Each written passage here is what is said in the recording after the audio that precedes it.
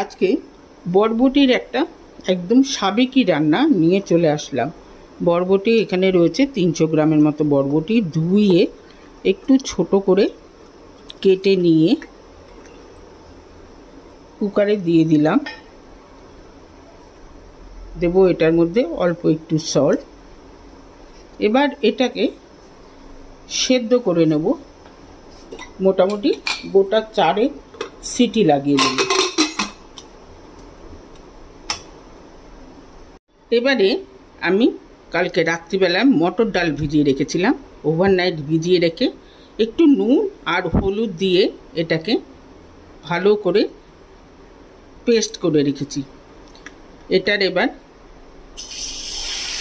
বড়া বানিয়ে নেব। বড়াগুলো বানাবো কিন্তু ছোট ছোট।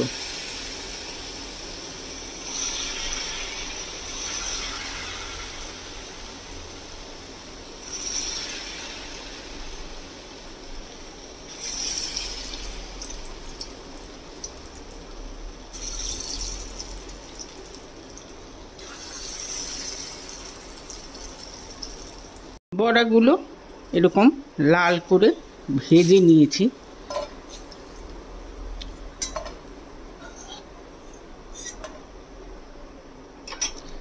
এবারে এই তেলের মধ্যেই 2টো আলু এবং ছোট টুকরো করে কেটেছিলাম সেটা দিয়ে দিলাম। দিয়ে দেবো অল্প একটু সল্ট। এবারে এই আলুটাও ভাজা করে নেব।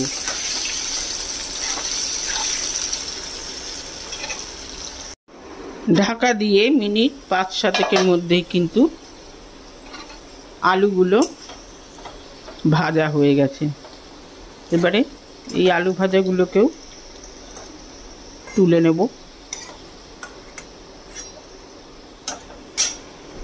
এবারে এই তেলের মধ্যেই 1 চামচ কালো জিরে, 3টে চেরা কাঁচা লঙ্কা দিয়ে দিলাম। লঙ্কাটা একটুখানি ভাজা করে নেব। লঙ্কাটার গন্ধ ভাজা যখন বেরোবে তখন এই বরবটিগুলো অল্প স্ম্যাশ করে নিয়েছি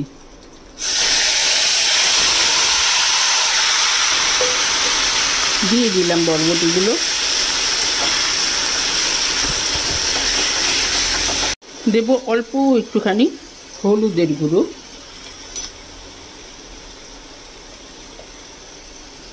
পরিমাণ মতো সল্ট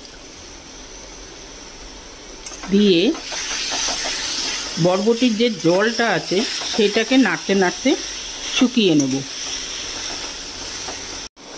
মিনিট 4-5 নাড়াচাড়া করলেই কিন্তু বরবটিটা শুকিয়ে যাবে। এবারে এটার মধ্যে এই বড়া আর আলু একসাথে দিয়ে দেব। দিয়ে আস্তে আস্তে এটার সঙ্গে মিক্স করে দেব। নিরামিষ দিনে একদম মশলা ছাড়াই অলমোস্ট এই ধরনের রান্না কিন্তু বেশ ভালো লাগে খেতে।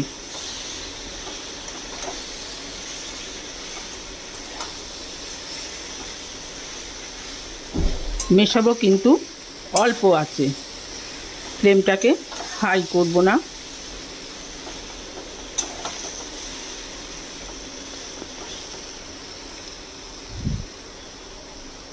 রান্নাটা হয়ে গেছে। এবারে এটাতে দিয়ে দেব 1 চামচ চিনি। যেহেতু নিরামিষ একটু মিষ্টি মিষ্টি খেতে ভালো লাগে।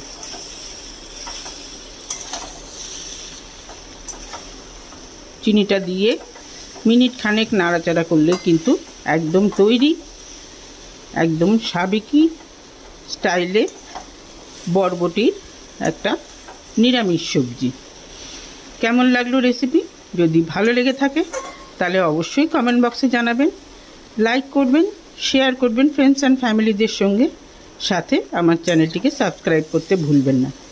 আজকে তাহলে চলি, নেক্সট দিন আরেকটা এরকম মজাদার খাবার নিয়ে আসবো। সবাই ভালো থাকবেন, সুস্থ থাকবেন। ওকে দেন, বাই।